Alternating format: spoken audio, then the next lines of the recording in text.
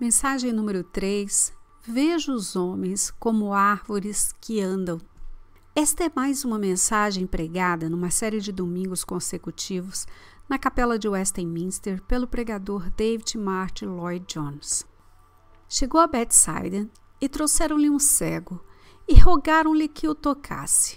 E tomando o cego pela mão, levou-o para fora da aldeia e, cuspindo-lhe nos olhos e impondo-lhe as mãos, perguntou-lhe se via alguma coisa. E levantando ele os olhos, disse: Vejo os homens, pois os vejo como árvores que andam. Depois, tornou a pôr-lhe as mãos nos olhos, e ele, olhando firmemente, ficou restabelecido, e já via ao longe e distintamente a todos. E mandou-lhe para sua casa, dizendo: Não entres na aldeia. Marcos 8, 22 a 26. Quero chamar a sua atenção para este incidente, como parte de nossas considerações sobre o tema que estamos examinando e que denominei depressão espiritual. Estamos considerando este assunto não somente porque é um fato triste e trágico que um cristão possa se sentir deprimido e miserável, mas também por causa da situação geral da igreja atualmente. Não hesito em afirmar novamente que uma das razões por que a igreja cristã exerce tão pouca influência neste mundo moderno é que tantos cristãos estão nesta condição. Se todos os cristãos começassem a agir e a viver conforme o Novo Testamento ensina, a igreja não enfrentaria problemas para evangelizar. A questão se resolveria por si mesma, e porque estamos falhando como cristãos em nossa vida diária, comportamento e testemunho, que a igreja exerce tão pouca influência e tão poucos são atraídos.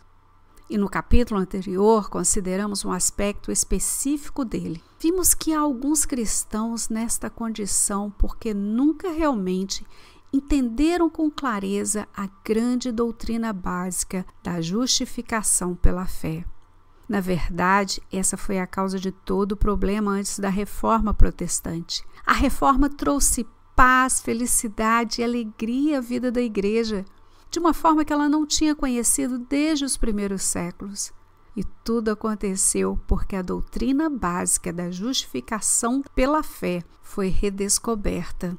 Ela fez Martinho Lutero se regozijar e cantar, e ele, por sua vez, foi usado para levar outros a discernir esta grande verdade. Ela produziu essa grande alegria na igreja. E, por um lado, hesitamos em declarar que aqueles que não entenderam esta questão com clareza não sejam cristãos. Por outro lado, é um fato que no momento que entendem, imediatamente deixam de ser cristãos miseráveis e se tornam cristãos radiantes. Vamos passar agora para o passo seguinte, e eu quero considerá-lo à luz deste extraordinário incidente na vida e no ministério do nosso bendito Senhor, registrado em Marcos 8, 22 e 26, como nós já lemos. Observarão imediatamente que estamos tratando de um caso completamente diferente. E este quadro ilustra isso de forma bastante clara. Em vários aspectos, é o mais extraordinário de todos os milagres realizados por nosso Senhor e Salvador. Lembram-se dos detalhes do que ele fez por este homem cego? Ele o tomou pela mão, levou-o para fora da aldeia, cuspiu nos seus olhos, impôs as mãos sobre ele e então perguntou ao homem se podia ver alguma coisa. Que o homem disse: Sim, vejo. Vejo os homens como árvores andando. Então o Senhor pôs as mãos novamente sobre os olhos do homem e dessa vez a sua vista foi restaurada e ele viu distintamente. Isto, obviamente, é algo de significação profunda. O que aconteceu neste caso não foi acidental. Temos outros exemplos em que o Senhor curou pessoas cegas e é evidente que ele poderia ter curado este homem instantaneamente, dizendo apenas: receba a vista.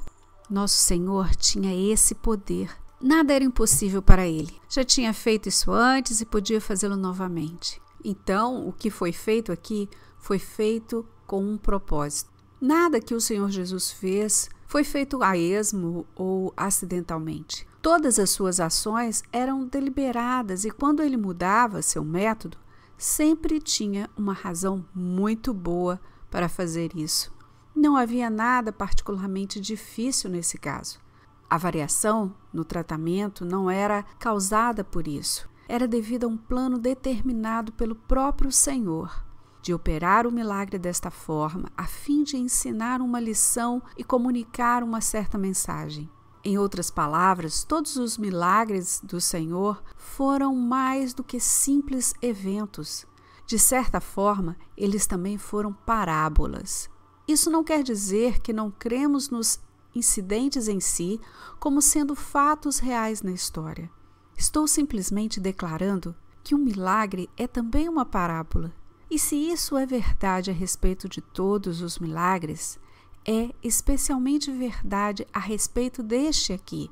De fato, pois o Senhor obviamente mudou o método aqui a fim de ensinar uma lição importante.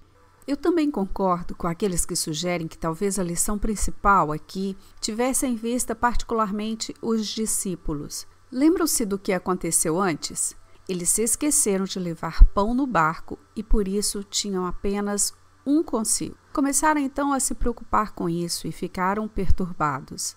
Nosso Senhor, ao falar com eles no barco, disse: guardai-vos do fermento dos fariseus e do fermento de Herodes. E eles arrazoavam entre si, dizendo: é porque não temos pão? Visto que ele mencionou a palavra fermento. Pensaram que ele estava falando de pão. Eram literalistas, faltavam-lhes entendimento espiritual. E por isso a palavra fermento fez com que pensassem apenas em pão e no fato de terem se esquecido de levar um suprimento. Por esta razão, estavam perturbados e apreensivos e o Senhor lhes fez uma série de perguntas penetrantes, terminando com esta: não compreendestes ainda? É como se dissesse: aqui estou eu, pregando a vocês, lhes ensinando, e parece que não entendem. Estão perturbados porque têm somente um pão e, no entanto, testemunharam 2 milagres, os quais provam que com apenas alguns pães e peixes eu posso alimentar milhares de pessoas. Como é que ainda não entendem? Eu creio que ele tratou do homem cego naquela maneira a fim de lhe dar uma imagem deles mesmos. Ele adotou essa técnica registrada aqui para que os discípulos pudessem ver a si mesmos como realmente eram. Mas há um sentido mais profundo aqui. É uma lição permanente para o povo de Deus. É uma mensagem terrível. Eu estou ansioso para chamar a sua atenção para isso, porque há muitas pessoas que são como este homem. E há muitas pessoas que parecem estar ainda no primeiro estágio que este homem atravessou no processo de ser curado. Nosso Senhor cuspiu nos olhos e perguntou: pode ver alguma coisa? E ele respondeu: vejo os homens como árvores andando. Entendem a situação? É difícil descrever este homem. Não podemos mais dizer que ele é um cego. Não podemos dizer que ainda é cego porque pode ver. Mas hesitamos em dizer que ele pode ver, porque vê os homens como árvores andando. Então, ele é cego ou não é? Quase sentimos que a única coisa que se pode dizer é que ele é ao mesmo tempo cego e não. Ele não é uma coisa nem outra. Ora, essa é precisamente a condição que estou ansioso para abordar aqui. Eu me preocupo com aqueles cristãos que se sentem inquietos, infelizes, miseráveis por causa desta falta de clareza. É quase impossível defini-los. Vocês às vezes falam com uma pessoa assim e pensam: este homem é um cristão. E então encontram novamente e ficam em dúvida e pensam: certamente ele não pode ser cristão se fala dessa maneira ou age dessa forma. Cada vez que se encontra com este homem, a impressão que tem dele é diferente e nunca tem certeza se ele realmente é um cristão ou não. Vocês não se satisfazem em dizer que ele vê ou que não vê. Além disso, o problema é que não só os outros pensam isso a respeito de pessoas, mas muitas vezes elas sentem isso a respeito de si mesmas. Eu digo isso a favor delas, pois se sentem infelizes porque não têm certeza a respeito da sua própria situação. Às vezes, depois de assistir um culto, elas dizem: sim, eu sou um cristão, eu creio nisso. Então, alguma coisa acontece e passam a pensar: não posso ser um cristão. Se eu fosse cristão, eu não teria tais pensamentos ou não sentiria o desejo de fazer as coisas que eu faço. Por isso, sentem-se tão perplexas a respeito de si mesmas como os outros cristãos que a observam. Ora, sentem que são cristãos, ora, sentem que não são. Parecem saber o suficiente a respeito do cristianismo para não sentirem prazer nas coisas do mundo, mas não sabem o bastante para se sentirem felizes consigo mesmos. Não são nem quentes nem frios. Eles veem e ao mesmo tempo não veem. E acho que concordarão comigo que estou descrevendo a situação de um grande número de pessoas. É uma situação dolorosa. A minha mensagem, como podem imaginar, é que ninguém deve viver nessa situação, nem deve permanecer nela. Vamos seguir o ensino do nosso Senhor. A melhor maneira de fazer isso é colocar o caso dessas pessoas numa forma diferente. Tenho falado até aqui de modo geral. Quero agora entrar em alguns aspectos específicos para ajudar essas pessoas e se verem a si mesmas e também para ajudar a todos nós a discernir esta condição. O que é que as pessoas podem ver?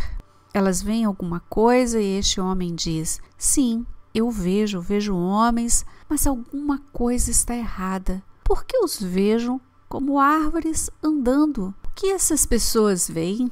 Muitas vezes elas sabem que alguma coisa está errada. Sentem-se infelizes. Alguma coisa aconteceu com elas que lhes deu um sentimento de insatisfação a respeito de si mesmas. Houve uma época em que se sentiam perfeitamente felizes com as coisas como eram. Levavam sua vida como queriam e pensavam que não havia nada de errado com isso. Mas não são mais assim. Alguma coisa lhes aconteceu, que lhes deu uma percepção completamente diferente do tipo de vida que estava vivendo. Não preciso entrar em detalhes.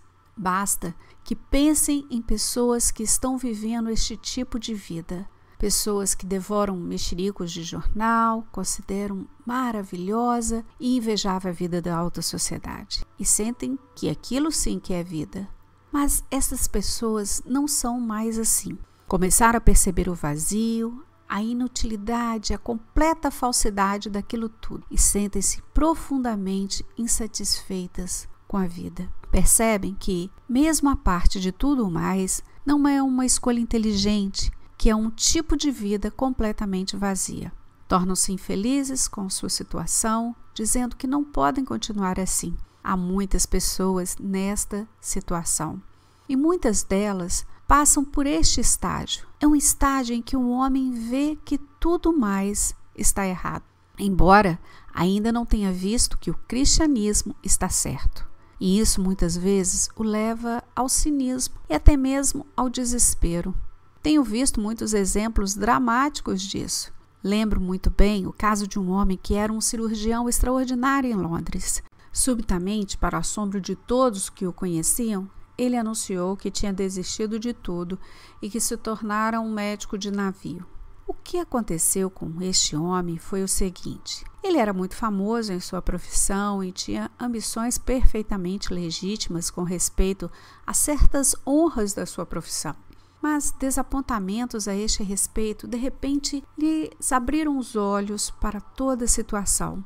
E ele concluiu que não havia satisfação duradoura na vida que estava levando. Ele percebeu tudo isso, mas não se voltou para Cristo. Simplesmente deixou tudo.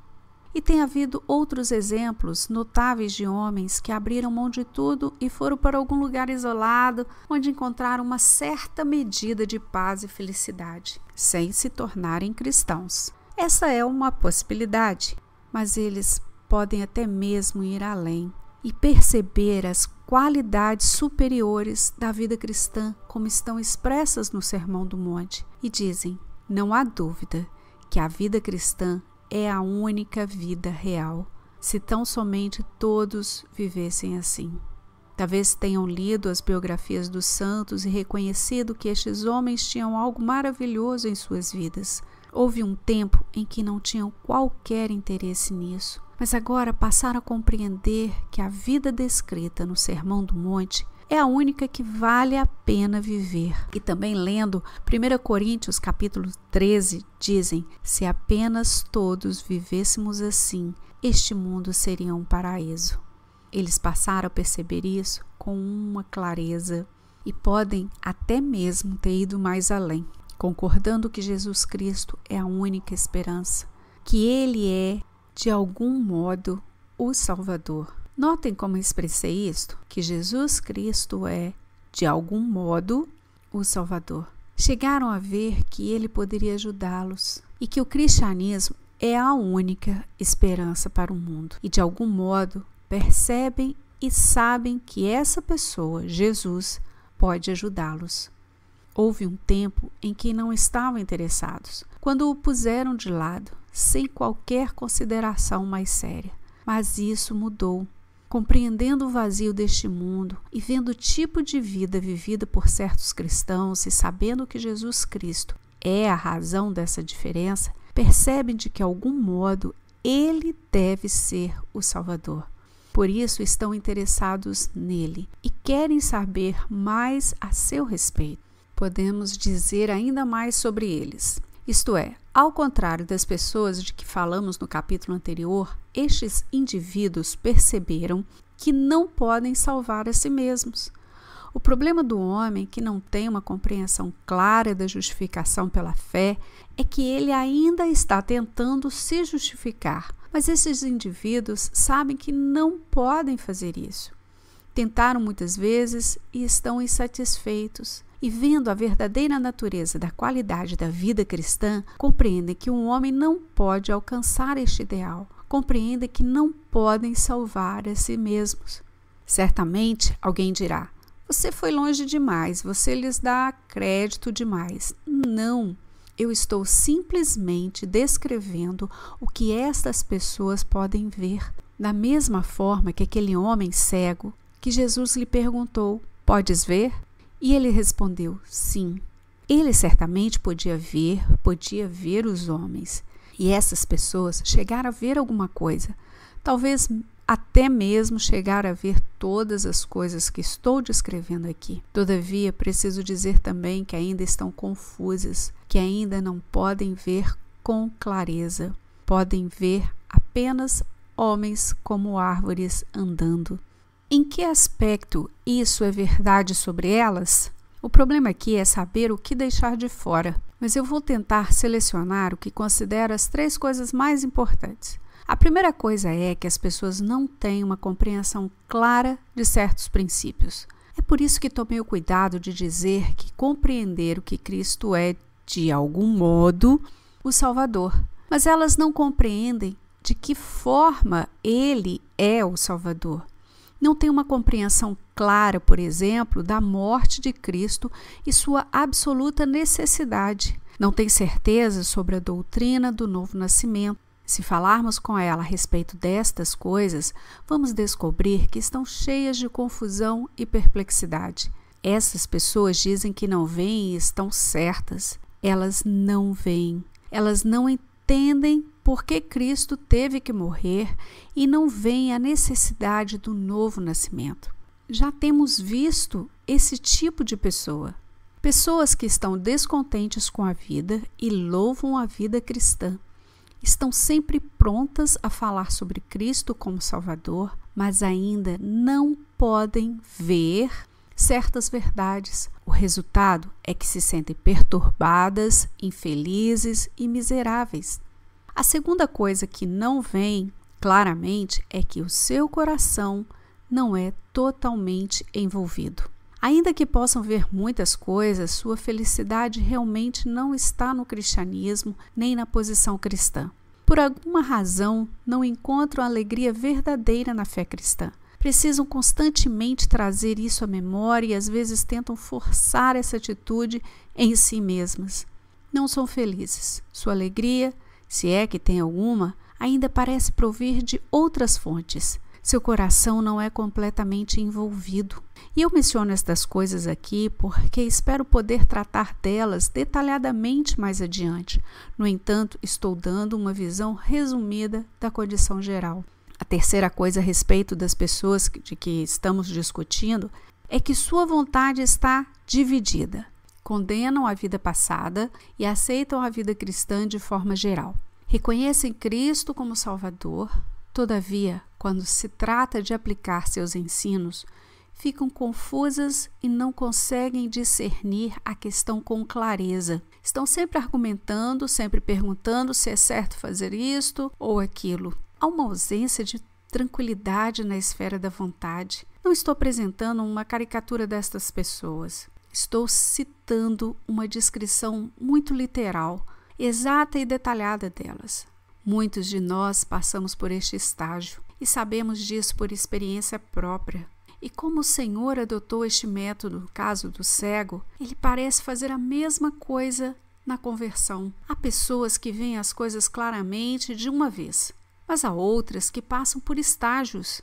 Estamos tratando aqui daquelas que atravessam este estágio específico, e é assim que eu descreveria sua condição. Quero aqui passar para o ponto seguinte, porque quando o Senhor Jesus estava ensinando, ele apresentou uma série de perguntas aos discípulos, e então demonstrou tudo desta forma dramática através deste incidente. Ou, para expressá-lo de uma forma diferente, quais são as causas dessa condição? Por que deveria alguém passar por essa situação indefinida, cristãos e não cristãos, como se fosse sim e não ao mesmo tempo? Não há dúvida que às vezes a responsabilidade é inteiramente do evangelista usado para despertá-los. Os evangelistas muitas vezes são a causa do problema. Na sua ansiedade de ver resultados, muitas vezes causam este problema.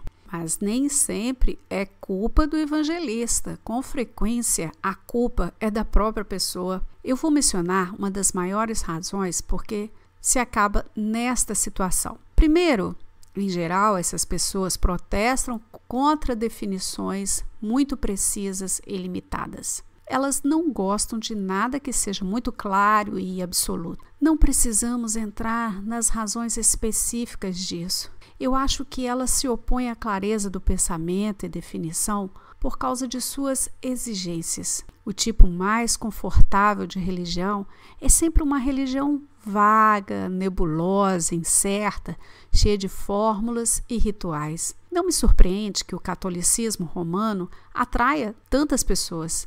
Quanto mais vaga e indefinida a sua religião, mais confortável ela será. Não há coisa mais incômoda do que verdades bíblicas que exigem decisões. Por isso, essas pessoas dizem: você está sendo muito rígido, você está sendo muito legalista. Não, eu não gosto disso. Eu creio no cristianismo, mas você está sendo muito rígido em seus princípios. Vocês conhecem esse tipo de pessoa. Mas se começarem com a teoria que o cristianismo não é definido, não se surpreendem se acabarem como este homem, vendo homens como árvores andando. Se começarem na sua vida a terem experiência cristã dizendo que não querem uma perspectiva exata ou uma definição precisa para a sua fé, vocês provavelmente não a terão. A segunda causa, e muitas vezes o grande problema com essas pessoas, é que elas nunca aceitam completamente os ensinos e a autoridade das Escrituras. Suponho que, em última análise, esta é a grande causa do problema. Elas não se submetem totalmente à autoridade da Bíblia. Se tão somente nos aproximássemos dela como crianças, com uma aceitação sem reservas, permitindo que a Bíblia fale conosco, este problema não existiria. Essas pessoas não fazem isso. Elas misturam suas próprias ideias com verdades espirituais. Naturalmente, elas afirmam que se baseiam nas Escrituras. Porém, e esta é a palavra fatal, imediatamente passam a modificá-las. Aceitam certas ideias bíblicas, mas há outras ideias e filosofias remanescentes do seu velho estilo de vida que desejam conservar consigo. Misturam ideias naturais com ideias espirituais. Dizem gostar do Sermão do Monte e de 1 Coríntios 3. Declaram crer em Cristo como Salvador, mas argumentam que não devemos ser muito extremistas em determinadas questões, que devemos ser moderados. Estão começando a modificar as Escrituras. Recusam-se a aceitar sua autoridade em todos os aspectos. Na pregação e na vida, na doutrina e na sua visão do mundo. As circunstâncias mudaram, dizem, e a vida não é mais o que costumava ser. Estamos vivendo num século novo, no século XX, e mudam a Bíblia aqui e ali, adaptando às suas próprias ideias, em vez de aceitarem a doutrina das Escrituras do começo ao fim, reconhecendo a irrelevância desta conversa sobre o século XX. A Bíblia é a palavra de Deus. É porque ela é a palavra de Deus, devemos nos submeter a ela e confiar que o Senhor usa os seus próprios métodos e a sua própria maneira. Uma outra causa deste problema é que quase invariavelmente suas vítimas não estão interessadas em doutrina. Vocês estão interessados em doutrina? Às vezes essas pessoas são tolas ao ponto de contrastar o que consideram leitura espiritual das Escrituras como doutrina. Dizem que não estão interessadas em doutrina e que gostam de exposição bíblica, mas não de doutrina. Declaram crer nas doutrinas que estão expostas na Bíblia, que provêm da Bíblia, porém, é incrível, mas é verdade. Elas estabelecem este contraste fatal entre exposição bíblica e doutrina. No entanto, qual é o valor da exposição bíblica se não nos levar à verdade? Mas não é difícil entender sua posição. É a doutrina que fere, é a doutrina que define determinadas coisas. É uma coisa apreciar as histórias e se interessar por palavras e nuances de sentido. Isso não perturba, não focaliza a atenção no pecado, nem exige uma decisão. Podemos relaxar e apreciar isso tudo. Contudo, a doutrina fala conosco e exige uma decisão. E ela nos examina e nos prova e nos força a uma autoanálise. Então, se começamos com objeções como tal, não é de se surpreender que não vejamos com clareza. O propósito dos credos elaborados pela Igreja foram para capacitar algumas pessoas de verem determinadas coisas com clareza. Nos primeiros séculos do cristianismo, o evangelho foi pregado de geração a geração, mas algumas pessoas começaram a ensinar coisas erradas. Por exemplo, alguns começaram a dizer que Cristo realmente não veio em forma humana, e sim que era uma aparição espiritual. Uma variedade de ideias começaram a surgir, levando muitos à confusão e perplexidade. Por isso, a Igreja começou a formular suas doutrinas na forma do Credo dos Apóstolos e outros. Vocês acham que os pais da Igreja fizeram essas coisas simplesmente porque gostavam de fazê-las? Não, eles tinham em vista um propósito muito mais prático. A verdade deve ser definida e preservada. Não há nada que ajude tanto o homem a ter clareza em sua visão espiritual como a compreensão da Bíblia. A última explicação desta condição que eu mencionarei aqui é o fato que muitas pessoas não captam as verdades das Escrituras em sua ordem correta. Este é um ponto importante e espero poder aprofundar nele mais adiante, mas sei disso por experiência pessoal. É importante que tomemos as doutrinas das Escrituras em sua ordem certa. Se tomamos a doutrina da regeneração antes da expiação, teremos problemas. Se estamos interessados no novo nascimento e em termos de nova vida, antes que tenhamos uma visão clara de nossa posição diante de Deus, cairemos em erro e, eventualmente, nos sentiremos miseráveis. O mesmo se aplica se tomamos a santificação antes da justificação. As doutrinas devem ser tomadas em ordem certa. Em outras palavras, podemos resumir isso tudo dizendo que a grande causa do problema que estamos considerando é uma recusa em persistir e examinar as coisas até o fim. É o perigo fatal de querer aproveitar algo antes de realmente captá-lo e tomar posse dele.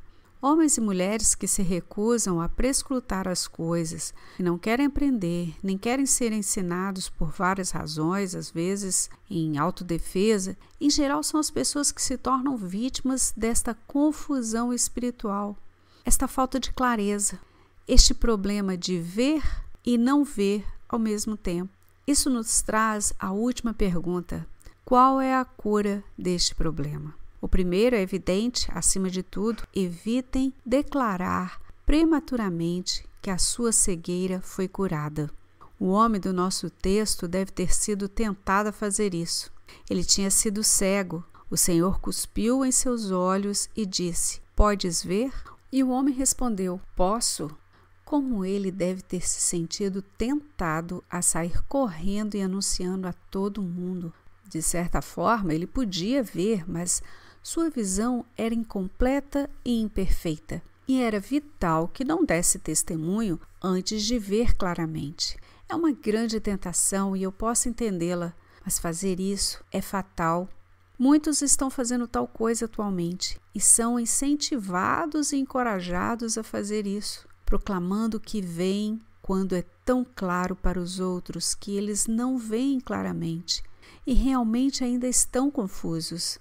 Acabam prejudicando muita gente. Descrevem homens a outros como árvores andando e acabam confundindo. A segunda é o oposto da primeira.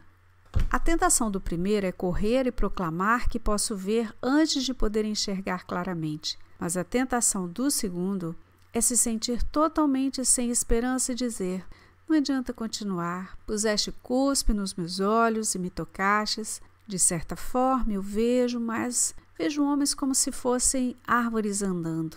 Pessoas assim muitas vezes vêm falar comigo dizendo que não conseguem ver a verdade com clareza. E em sua confusão ficam desesperadas e perguntam: por que eu não posso ver? Isso tudo não adianta. Param de ler suas Bíblias, param de orar.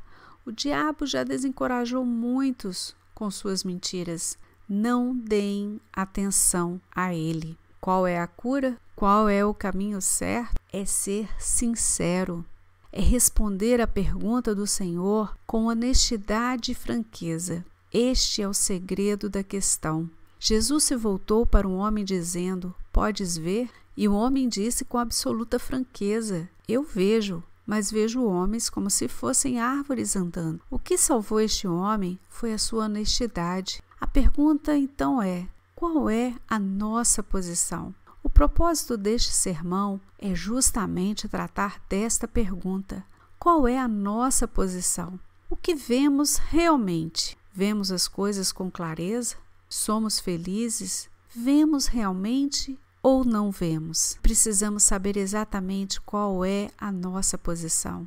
Conhecemos a Deus? Conhecemos Jesus Cristo? Não somente como nosso Salvador, mas será que o conhecemos realmente? Estamos nos regozijando com alegria indivisível e cheia de glória? Este é o cristão do Novo Testamento. Podemos ver?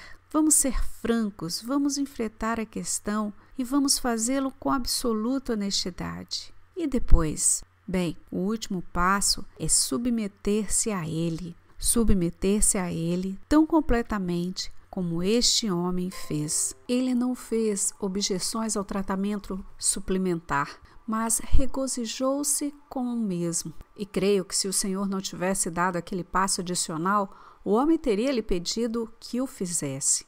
E você, meu amigo, pode fazer o mesmo? Venha à palavra de Deus. Pare de fazer perguntas. Comece com as promessas em sua ordem certa. Diga: eu quero a verdade, não importa o preço.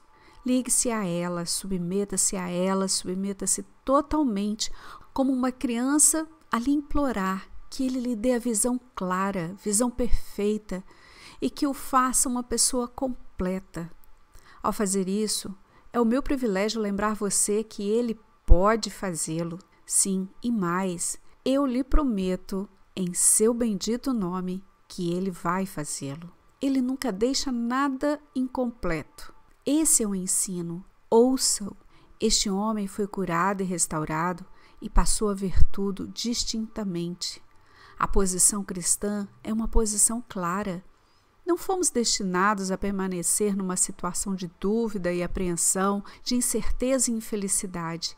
Você acha que o Filho de Deus veio do céu, viveu entre nós e fez tudo o que a Bíblia registra, morreu numa cruz, foi sepultado, ressuscitou, que Ele subiu aos céus e enviou o Espírito Santo para nos deixar no estado de confusão?